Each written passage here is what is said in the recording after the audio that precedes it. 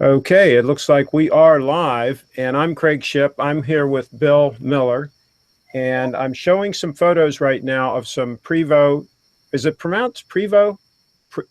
It's actually Prevost. Prevost, some Prevost motor coaches, and I'm just going to flip through these. And if you want to comment on any of these photos, feel free.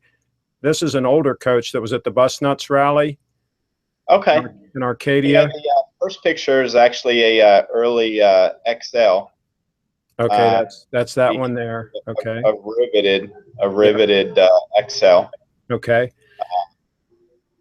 Which is actually what I own. Okay. And then this is also an older coach. I guess that would be pre-2000, the ones with the rivets, right? Before the year 2000. Okay. Correct. So I'll go through these. There's another outside shot of the same coach. Correct.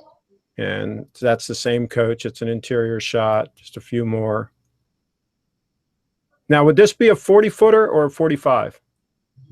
I can't tell from those pictures exactly what year it is. I would assume it was a 40, but it could also be a 45 foot. Okay, and here's this is a newer coach that was also at that same rally.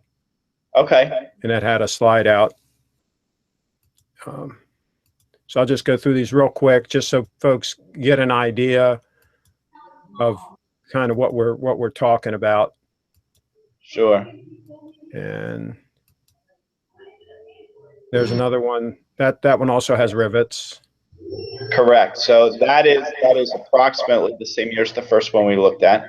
Okay. The difference in the one that we just saw, Prevost has pretty much what we're going to talk about is 80s, 90s, 2000s. I would assume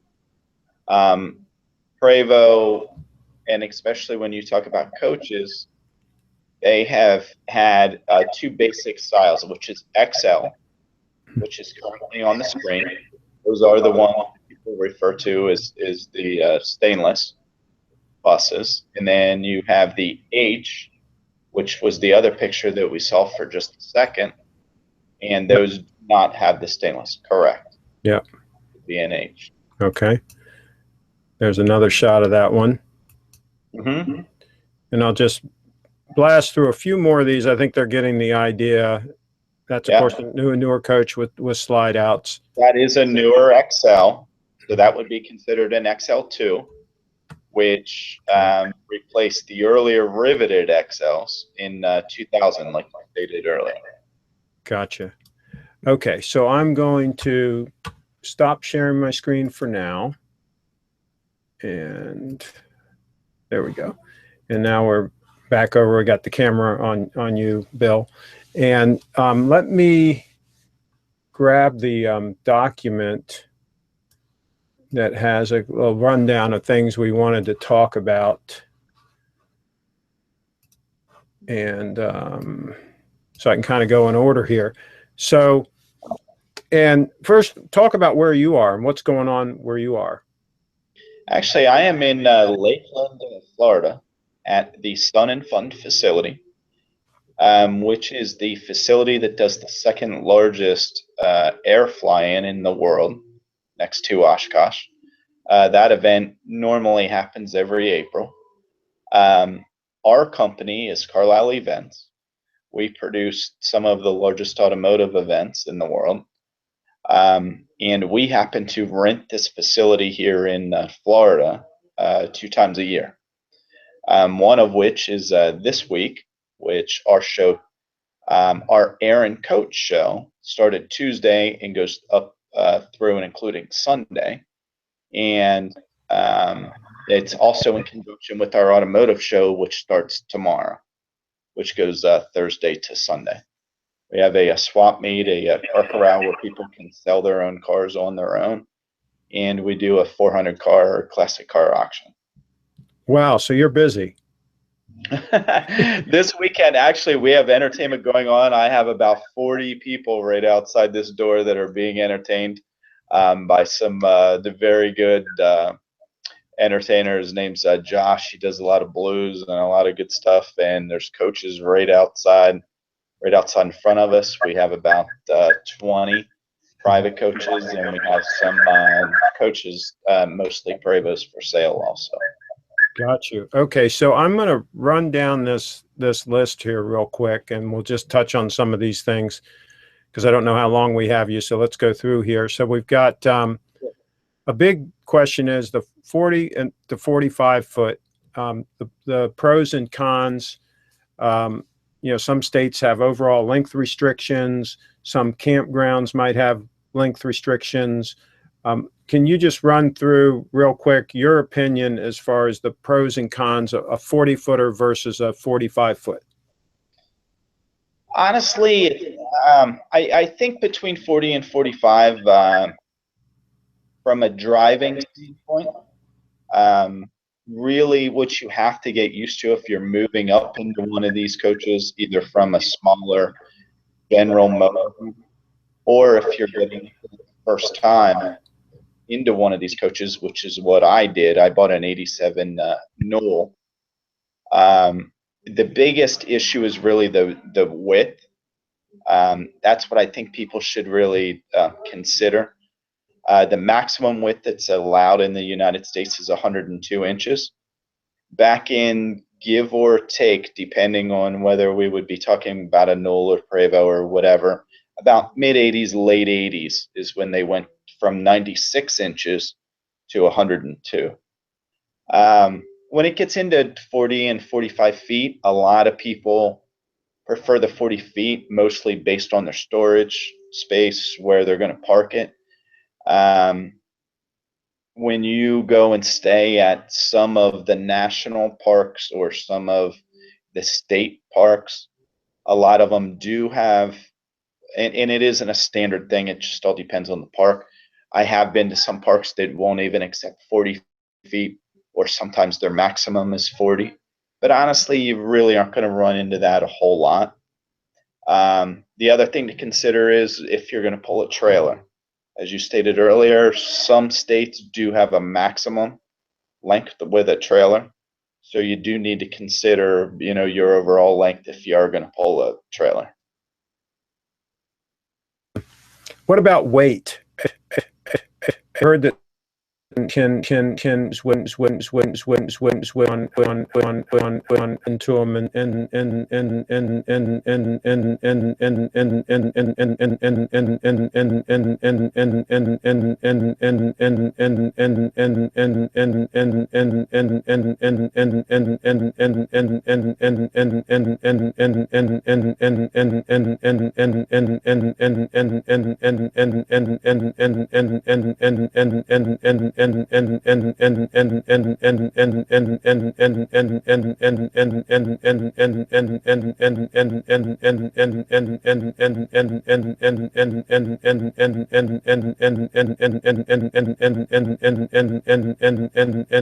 Hey, I'm not sure if you can hear me, but there's definitely a bit of noise going on. I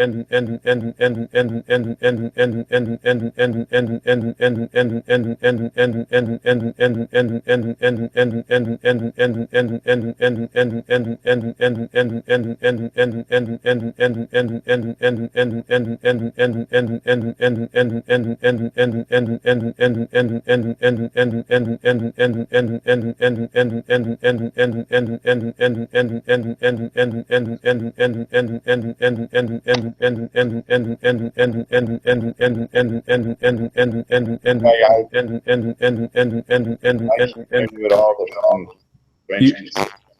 Oh, you can't hear me? Okay, now we're back.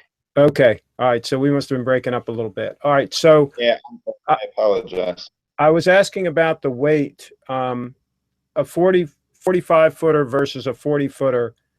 Are there some advantages as far as, do you have more wiggle room as far as not overloading the coach if you have the 40 footer versus the 45?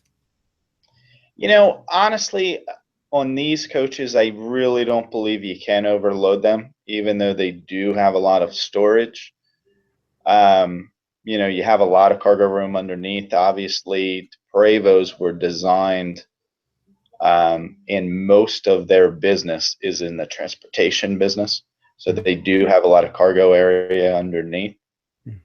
when they do build coaches out of them, they do use some of the cargo area because you have, all of your plumbing, you have sometimes your ACs are underneath. Mm-hmm. But still you have a lot of cargo area, and you really can't overload them as far as, overloading the tires or overloading the chassis or any of that kind of stuff. And, the coaches are so heavy to begin with. Mm-hmm. Mileage really doesn't change, no matter what you put in them or what you're going to do with them. I guess I've heard it's more with some of the coaches with slide outs that have a lot of granite and stuff like that, that some of those had some issues with being pretty heavy before you even started loading them down. But right now we're talking about coaches without slides, so I guess it would be less of an issue. I would assume, but even the coaches with slides with tire technology, really the biggest issue you want to be concerned with is the load on the tires. With tire technology today and that kind of stuff, it really, that isn't a concern. Your age from a safety standpoint, really the age of your tires. Most of us who use these coaches, and even if we use them a lot, really don't wear out the tires. The tires are designed for major trucking, where they're doing, a few 100,000 miles a year. Sure.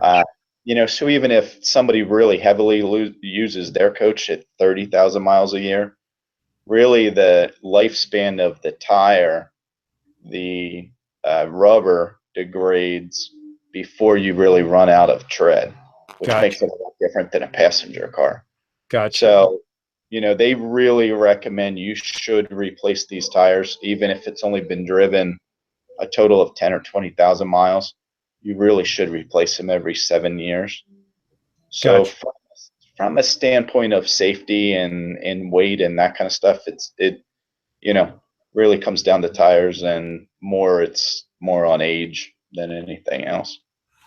Okay, and so let's go to maintenance, and then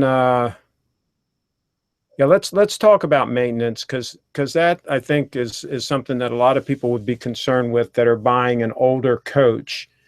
And let's assume, for purposes of argument, that they find an older coach that's been really well cared for. So let's not talk about a fixer-upper, right? Let's talk about a coach that's been well cared for. And let's say it's a 20-year-old coach. All right. So Correct. it's a 1996 coach. To be safe, what should they plan on setting aside for maintenance and repair costs if they wanted to set up like a monthly amount of money that I'm going to set aside as an emergency fund? What would be a good rule of thumb for maintenance? Craig, honestly, that's a very, very good question. And these coaches are so individualized, and the people that have owned them is so individualized. I know some people that I talk to, even friends, when they talk about buying a normal RV, they say, well, I don't want to buy a bus because of the maintenance. Mm-hmm. I bought, a lesser type of RV because they feel that the maintenance is less. My background has always been in the car business. I spent a lot of years in the car business dealing with Audis, BMWs, Mercedes, those type of cars. Mm-hmm. One of the rules of thumb when I dealt with those kind of cars was, people would say, well, the parts cost more. You need to spend more on the maintenance. Mm-hmm. And I really, truly believe, and it wasn't just a sales tool, but I believe, and those are the cars that I drive myself. My answer always was, well, you don't have to repair them as often. And when you look at these coaches were truly built, for 1,000,000 miles, 1.5 million miles. From an RV standpoint, the average coach has 100,000 miles on it. maybe 200. Occasionally you see some of the tour buses that have 500 and 600,000 on them. But from a normal RV standpoint, talking in averages, the average coach is going to have 100,000 miles on it. If you need to replace something, coming from the background that I have, and I'm used to buying Mercedes parts or BMW parts or Audi parts, which are, maybe 20, 30, 40% more than the average, to me, anything that I've ever bought for these coaches seems relatively inexpensive. I'm surprised how inexpensive it is. And when you fix it, it's good for 100,000 miles or 500,000 miles. So that's really, instead of me trying to be very specific on what you need to set aside, and because all the coaches have been taken care of differently and you need to do your due diligence when you buy the coach, one of the things I would remember is, and the reason I would recommend a coach over kind of in the industry, and I don't mean to offend anybody, we call them sticks and staples. Mm-hmm. Anything that really isn't a Prevost or a Knoll, if you happen to get in an accident, there's sticks and staples on the highway.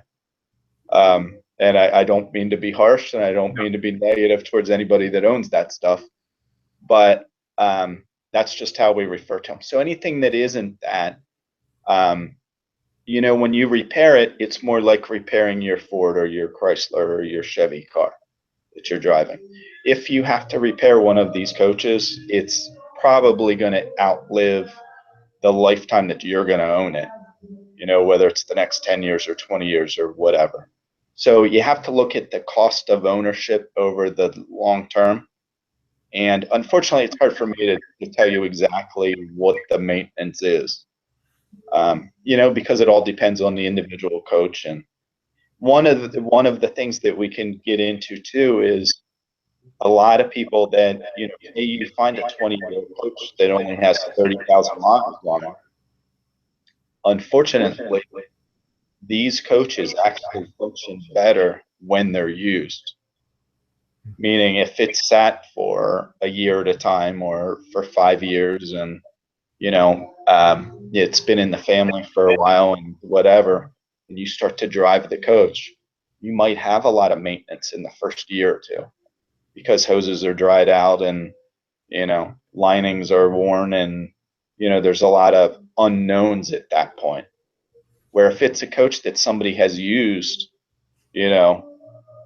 they've used it 6 months out of the last year and a half, at various times and whatever, you would feel more comfortable buying that coach than a lower mileage coach that's been sitting for 5 years.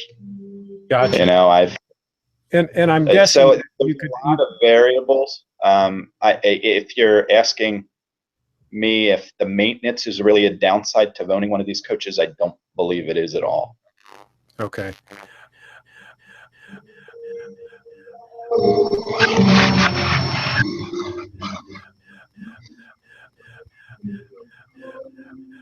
Sorry, I just lost you again.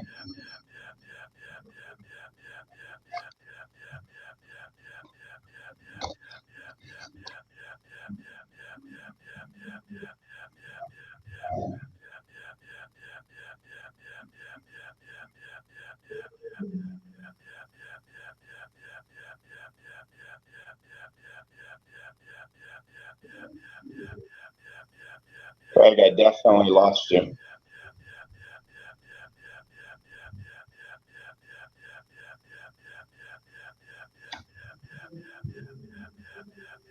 Hey, Craig.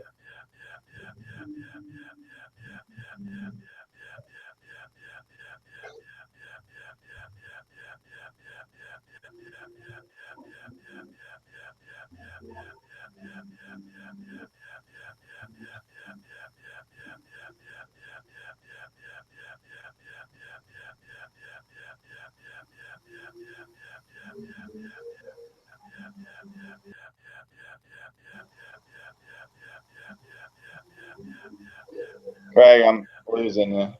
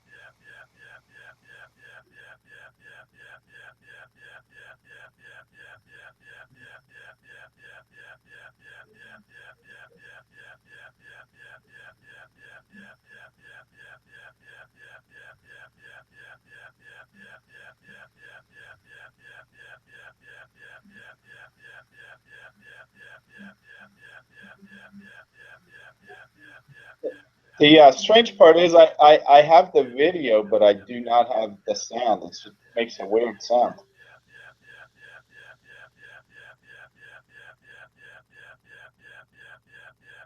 Yep, it's off.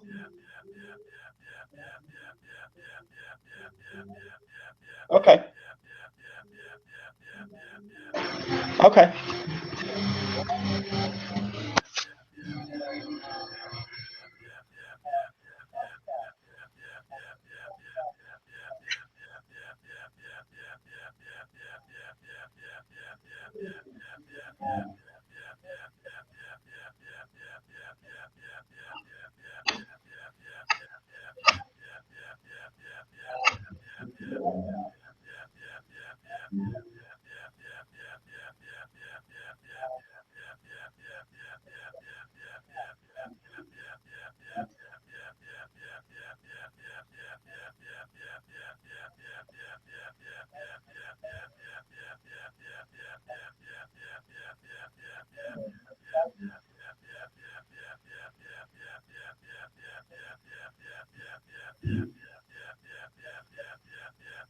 I think, Craig, I guess that's one of the things that's very unique about RVing, no matter what kind it is. You can certainly choose, or I would assume most people think about ahead of time where they're going to go, how they're going to use it, and what they're going to do. And in some ways, that may have a little bit of effect on what size you want, and do you want to pull a regular trailer? Do you want a flat tow, meaning you don't have a trailer? Lots of times when I go away, I'd like to, because I deal with automotive stuff all the time. It's actually nice to load up the motorhome with food and your supplies and go away for a week and not have a car. A lot of times, I go places and don't have a car. And, in these days with Uber and cabs and whatever, as long as you're not going out to the middle of nowhere, if you need something, you can certainly get it. One of the best parts about RVing is meeting friends. And lots of times, you'll go places, you'll meet people and they'll have a car, or, they'll say to you, hey, we're going to the store. Do you need anything or whatever? So I think an individual that mine's 40, correct. Mine was actually 1993 is right before 45. So both of the coaches that I've owned, I owned an 87 Knoll prior to, which was a fantastic coach. I am a fan of Knowles also. And the 93 Prevost, both of which are 40 foot, both are 102 wide. And honestly, I've been in, out in the woods. I've gotten into some things that people don't think you normally can. And, you just have to slow down, pay attention. Sometimes I'll pull over, put on the four ways and look at, if the situation's tight, or look at how you're going to back into somewhere or pull into somewhere. You can get out and survey the situation ahead of time. And honestly, if you take your time and look at things, like I was saying earlier, you really do get used to the size. I mean, it really, with anybody that, um, wants to get into one of these, I think in a very short period of time, you get used to the size. So,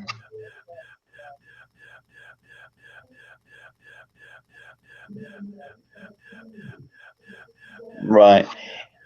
Insurance is very inexpensive. I mean, I have mine, on my regular homeowner's policy and in with my cars and whatever. So even though, you take a coach that's valued at $100,000 or $150,000, I mean, it's, a couple $100 a month. Insurance really isn't, extravagant. I mean, if you have a nice car, it's comparable. Yeah, so that stuff really isn't all that bad. What was your other question? Storage. I was very fortunate when I bought my coach. It was stored in a very nice 3-bay storage private garage that held 3 coaches.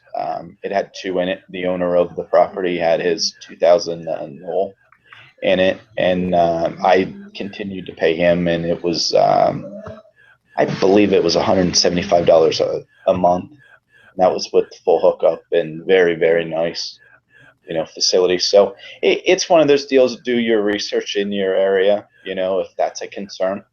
Look around and, ask friends and look on the internet and that kind of stuff, and, figure out what type of facility you need. But it's, relatively inexpensive.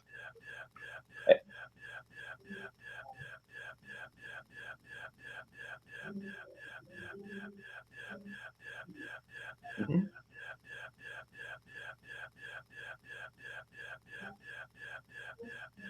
Actually, there's several people here this weekend that are full timing. One couple that is here for our Air and Coach Rally, they just started full timing about 3 months ago. So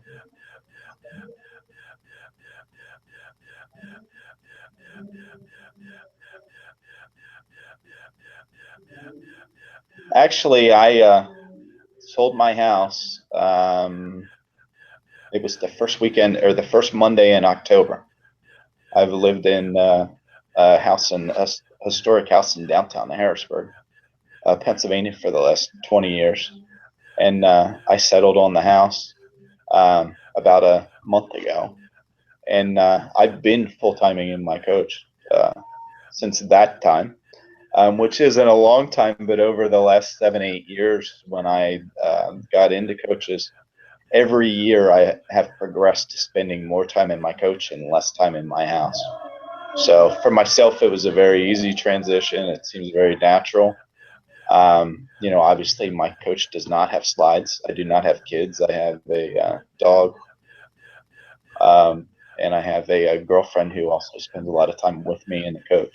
I'm that type of person. I like to be outside, and I travel mostly in areas where I can be outside a lot, so I don't, I'm not in the north in the winter where I'm spending a lot of time in the coach, and especially with 2 people and whatever. So, um, you know, I guess it's one of those things. It again, it totally depends on the individual. Some people live in a small apartment, they're content, and some people want a 10,000 square foot house.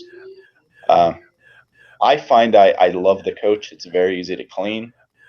You can have a bunch of people over, you grill outside and have a party, and people are inside and whatever, and you get up the next morning, and within 45 minutes, you can have it vacuumed and, the bathroom cleaned and shower cleaned and countertops cleaned and everything's ready to go again and looks brand new, versus a 7,000 square foot house that, you have a party and you spend 3 or 4 days cleaning it up, so I mean, it's totally a preference and it's things people have to figure out. But I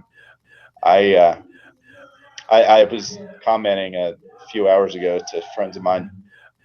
I said, I've spent half of my life trying to acquire things, whether it's cars or bigger houses or this or that.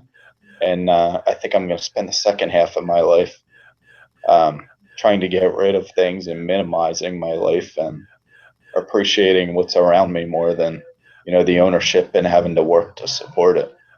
And I just think a coach is a perfect extension of that.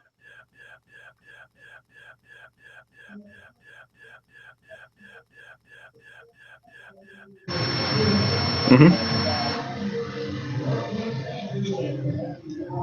Mm-hmm.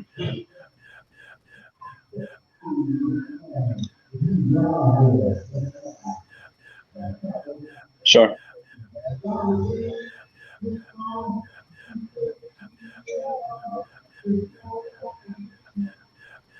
Right.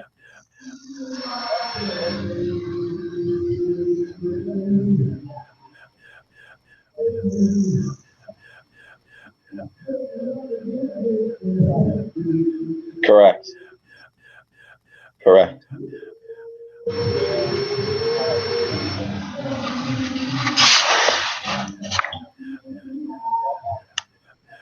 97, 1997 with Prevost.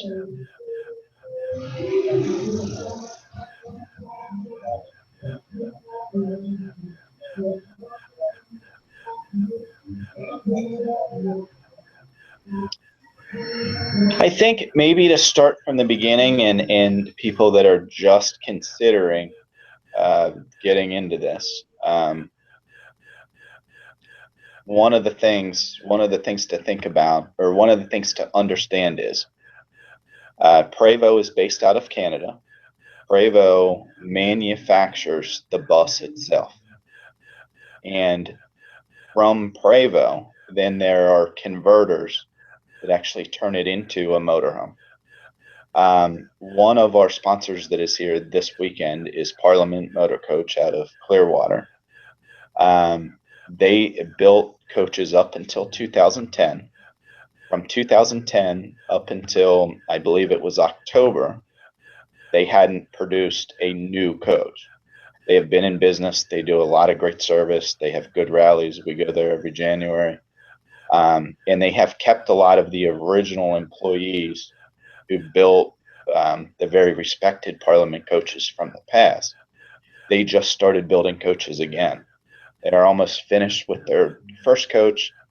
They are starting on their second coach, and they have their third ordered. And how they come from Prevost is they come painted, they come completely assembled, but there is absolutely nothing inside.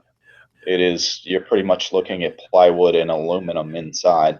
It even comes with a very inexpensive driver's seat, and all they do is transport it from their location in Canada to Parliament, happens to be in Clearwater, but wherever the converter is.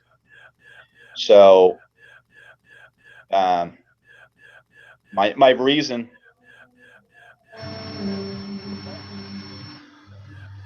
on the outside, there is some aluminum structure on the inside. But my reason for that is just so people have an understanding of a Prevost. The chassis are all the same. Well, you have an H and you have an XL, but from that standpoint, they're all the same. And then they go to the converters, and each converter has their own way of doing the systems, whether it's the electrical system in the coach, the plumbing system in the coach. Their interiors usually have a little bit different design. Some are very, very high-end quality and very, very expensive. There are a few manufacturers that produce a little more economical coaches. And when I say economical, a brand new one's still $1.5 million. You know, where some of the higher end coaches now are approaching 2.5. But even when you go back to when the new coaches were $1 million, and now you can buy those coaches for, you know, maybe some under $100,000, but say $100,000 to 300 or 400. One of the things you want to consider and spend time figuring out is, who is the manufacturer that appeals to you? And a lot of it is just visual preference. It's, you know, the materials they used on the inside, the design that, you know, they used on the inside. And then some of it is the actual mechanical systems. One of the great things with today is you have the internet, you know, so do a lot of research. Go to some of the websites that have a lot of Prevost for sale and just look at pictures, you know, and go through the pictures, and you'll start to realize over time that Marathon is one of the big names. Liberty is one of the big names. Country Coach was a very big name. Unfortunately, they are out of business. Parliament is a pretty big name. You know, I mean, I probably over the last 30 years, there's been 40 or 50, you know, converters, but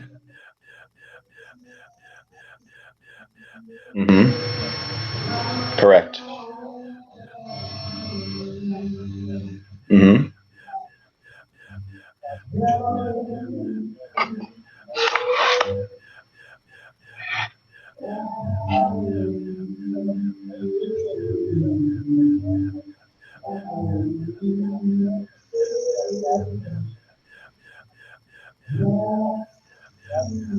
Right.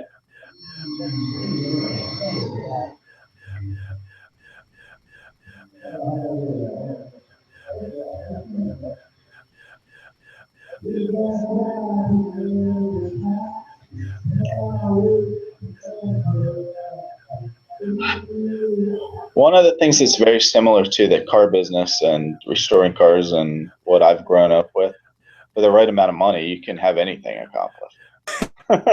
You know, I mean, you can totally rebuild a coach if you want to spend that amount of money. But what you're asking is, and I understand the question, um, and I think maybe a way to express it is there a downside to a company that is no longer in business? Can you still, you know, get the parts? Can you get it serviced? There again, that's going to be very individualized. Country Coach, build enough coaches. There's enough people out there that have worked on them, have an understanding of them, that yes, that would be relatively easy to get accomplished. And the internet is a huge help. Prevost community is one of the best and most informative sites that's out there. That's where I would really recommend anybody to start. Join Prevost community and just start doing research, and their forums are absolutely incredible. The knowledge that's on there from the two owners that own Prevost community, but then everybody else that jumps in from ownership and whatever. It's a huge, it's just an enormous database of, you know, most of your questions. But you know, there's other coaches out there that are absolutely beautiful. You know, some of these companies have only built 10 coaches in, you know, their existence. So that kind of stuff, you know, a lot of the expertise is going to be lost. So those coaches, yes, should be a good bit less expensive. The Country Coach, they were such high quality to begin with, and you still can very easily get them serviced. You know, they really bring the same value as what Marathon does in business, what a Liberty does, which is still in business. You know, when you go back into the 90s and early 2000s, those coaches, you know, hold their value as well as anybody else's. You know, and you know, we're talking about an industry that in the probably absolute height of production, and I could be a little off in my numbers, but I think in the very height of production, probably built maybe 100 coaches a year. In the down years, total, there were probably 30 coaches built a year, and that's over all of the converters. So we're talking about such a specialized deal that, they're all going to be individualized. Okay, right.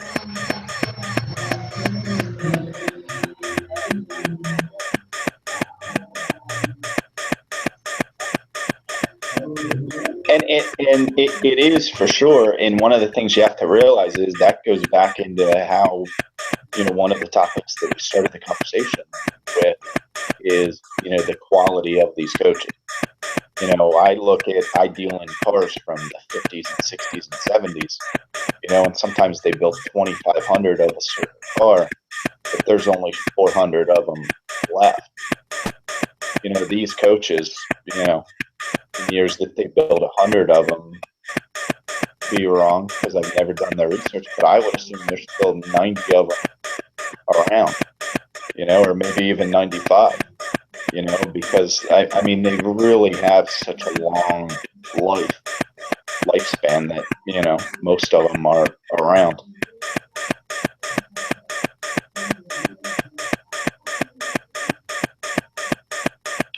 Correct.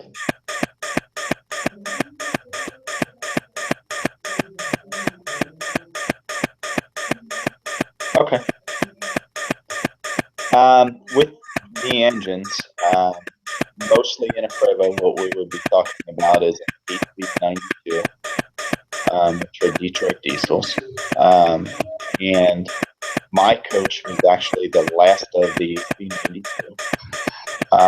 The first coach that I had was in 1987, which was the last of the non-computer controlled 8V92. D-deck is how they're referred to, which I forget exactly what D-deck stands for, but D-deck has to do with the computer, and then it started installing computers on the motors. And there are definitely some differences and, some pros and cons, but honestly, I would not recommend a non-D-deck 8V92. I've owned both. I've spent time around both, and the non-computer controlled really is a great motor. Also, in 1994, one of the things you have to realize with these coaches too is sometimes the chassis are a year or so older than how the coach is actually titled. So when we talk about specific years, when we talk about 93s, 94s, which were a big change because most 94s have a Series 60, but not every 94 coach that's titled is going to have a Series 60 because it could be a 92 or 93 chassis, but may still have the 8V92.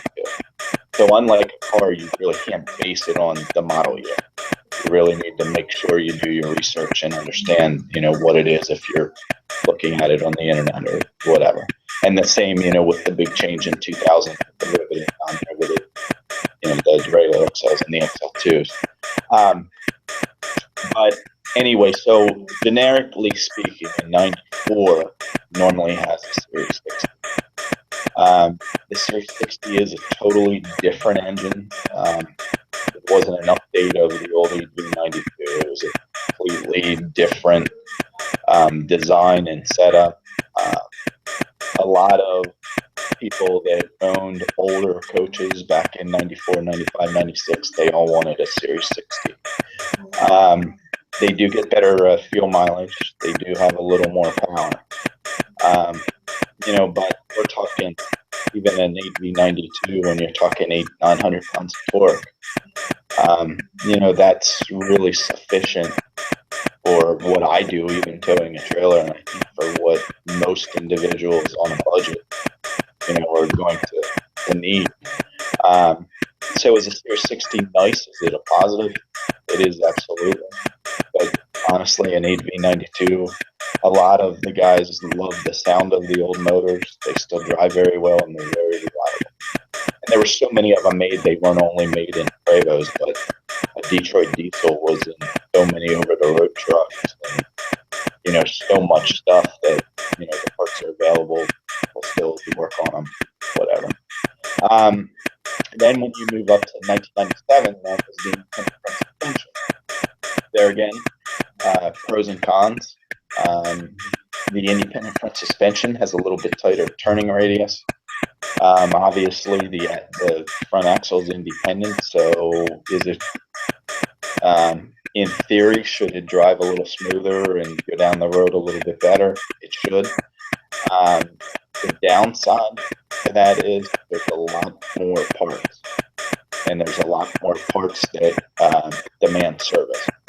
They wear out. It's harder to align. If it isn't aligned properly, it's harder on the tires. Honestly, I haven't owned a coach with independent suspension. I have driven them, and I really haven't seen a real big difference in drivability.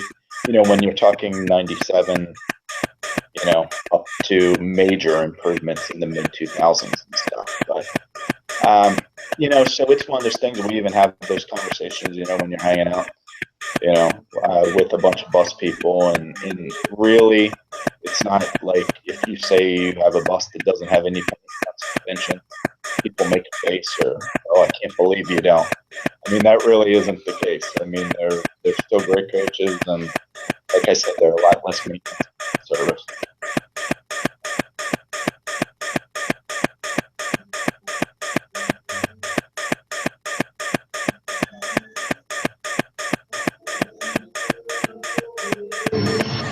That's exactly what I did 3 years ago.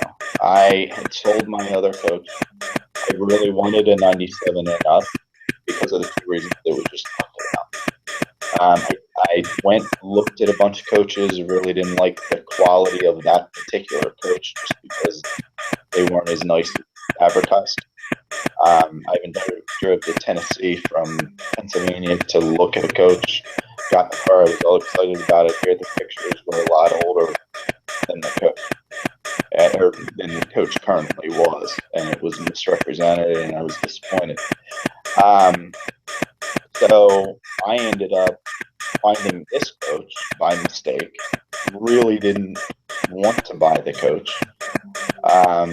The owner wanted to sell the coach, and he kept telling me to make an offer, and so long story short, I bought the coach very, very reasonable.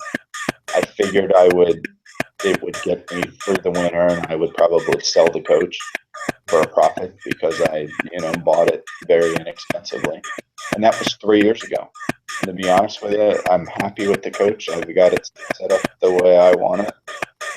I've had a lot of fun, fixing a couple of the little things that I fixed, and if the right coach comes along, honestly, after selling my house, I'll probably maybe buy a newer coach at some point, and I'll probably keep this coach.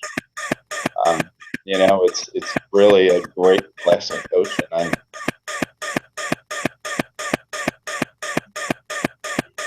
I would assume just from a monetary standpoint, to me and where I'm at in life, the $500,000 or $1 million really doesn't make sense. I would rather spread that out over other toys and whatever. I really believe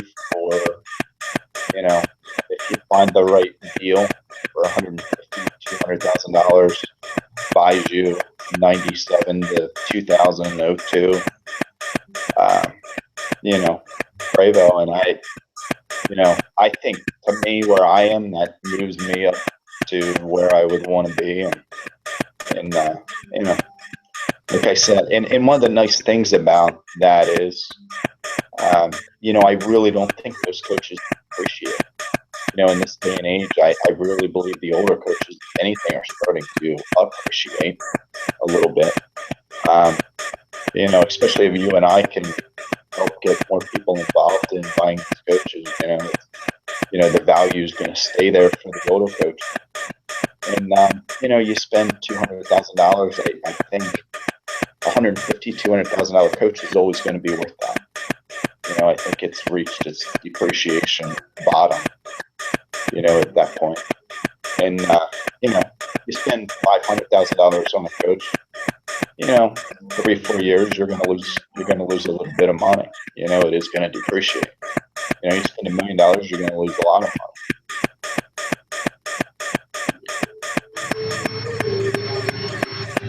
Correct.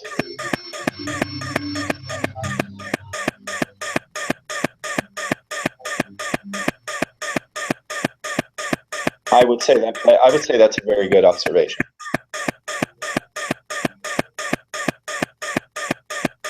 Okay. That's most of that was late 80s, early 90s. Correct.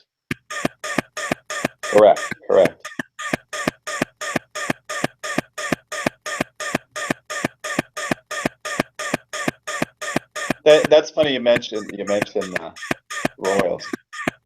Royals and Angolas were kind of the lower priced. Yeah, next to Liberty Marathon, Country Coach, and Royals definitely have that more traditional, older type look to them and stuff.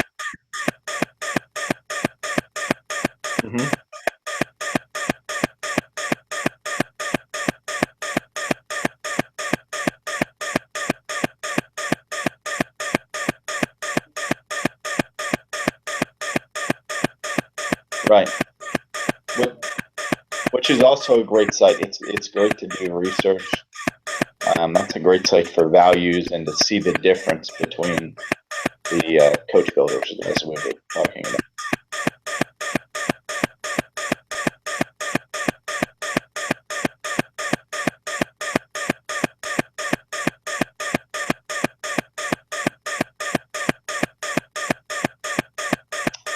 '96, yes, it probably is. It could still be 40. They produced 40 and 45 foot coaches at the same time.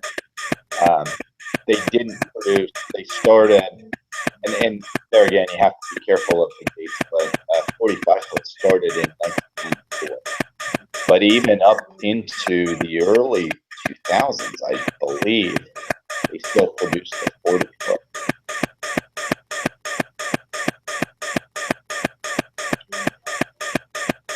I was gonna say I've never seen a trailer like that, and I really like that.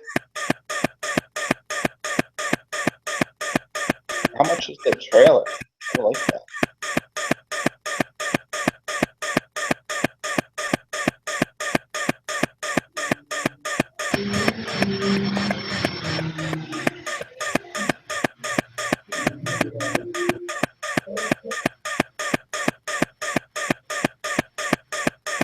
Okay.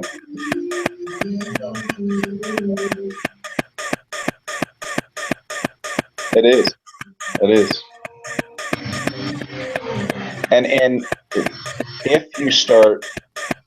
if you look at the same vintage,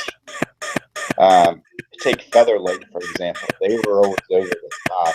They were a lot of Formica, a lot of light, a little more of a disco-ish kind of look. They used some strange colors, and they weren't traditional. And then you take Country Coach, which has a little more of the country kind of look, similar to what we're currently looking at. And then you have Marathon and Liberty that were somewhat in between. And you have to remember, every one of these coaches was individual. A lot of them were built for specific people who picked out their design and colors and whatever. So, in the comments that I just made, I'm talking in general terms, but for the most part, as you start looking at these pictures, you'll realize, you're attracted to certain manufacturers more than others. And that's why it's important to do the research.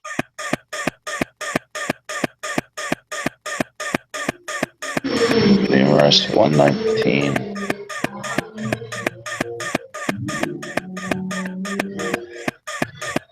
Right. Okay, I see that. And this is a current ad. Oh, that's Phil Cooper Motorhomes. They do a lot of business lists, a lot of motorhomes. I actually get emails from them. I'll actually.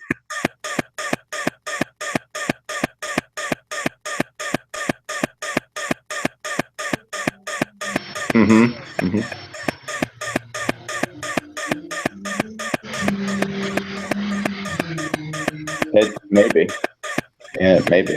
I really like that trailer, though. I am going to email him about the trailer.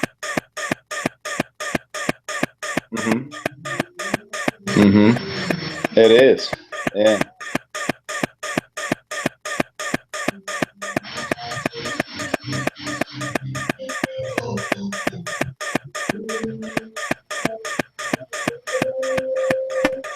Actually, I have two. I just took over the Arcadia Rally, which has been in existence for 17 years. That is December 26th to January 1st. So right between Christmas and New Year's, it includes New Year's. That's going to be something new. I actually called. I wanted to attend this year, and had a great conversation with the previous owners of the rally. In fact, they came to Carlisle back in the, I believe it was the 80s. So they had been to my facility, even though I had never met them.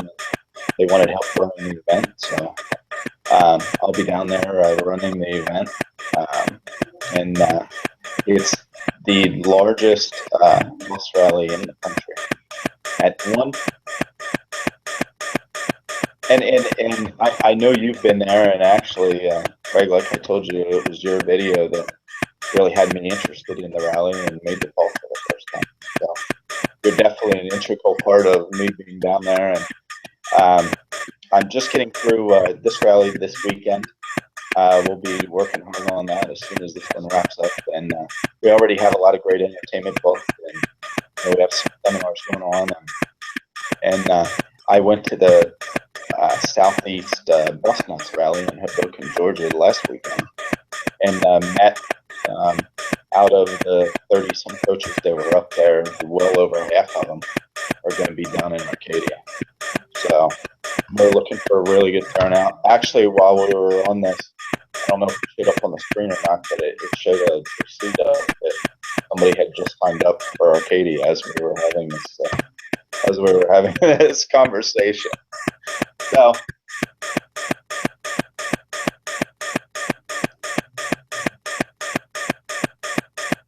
okay, and then the other one we do is February. We have another air and coach rally right here in Lakeland. Last year we had 42 private coaches, pretty much all of which were Prevost. We had 10 for sale, and out of that 10, 6 out of the 10. And this weekend we have 6 here, plus a stacker trailer. And Parliament's here with some pre-owned coaches. And, those are really the kind of things that I suggest people do. I know myself, I was kind of intimidated by, the larger coaches and the people that own them or whatever. And one of the things that I've experienced over the last 8 years is these are some of the most down-to-earth people, whether they're in a $2.5 million coach or whether they're in a, $7,500 motorhome. Very welcoming, very easygoing. They want to show you and get you involved in what they appreciate. So anybody that has any inclination, I would recommend going to an event and just walking up to somebody and saying, hey, I'm thinking about this. What are your thoughts? And do you mind if I look around at your motor? And I can almost assure you, everybody's going to be thankful that you came up and wanted to talk to them.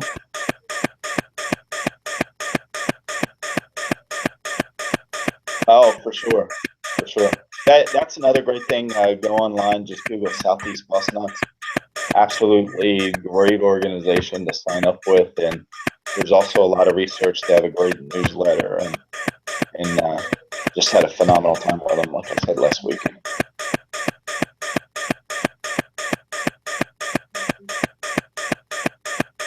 Okay.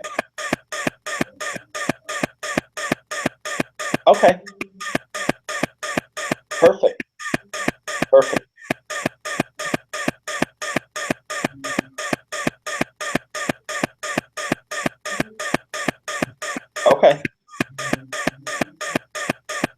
Okay. Okay.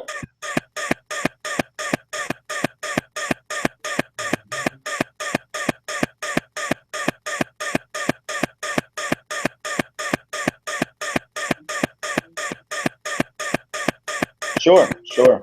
I think it would be a great idea. I think there's, still definitely some things to talk about, and it'd be great to get some other, I'm certainly not an expert in the field, like I said. When you go in Prevost community, they really get into the different systems and how these coaches really work and how they function, and so we can bring in some of those experts into the conversation and hopefully answer some questions for people. And I think that really the biggest thing is, like I said, just don't be intimidated. I mean, if you have any inclination that maybe you are thinking about it, just go out and introduce yourself, whether it's on the internet or in person, and just try and get involved, and we'll do a few more videos and hopefully make it easy.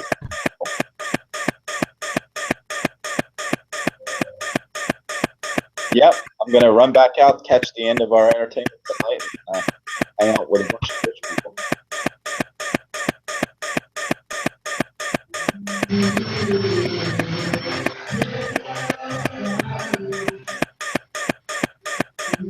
Hey, thanks, Craig.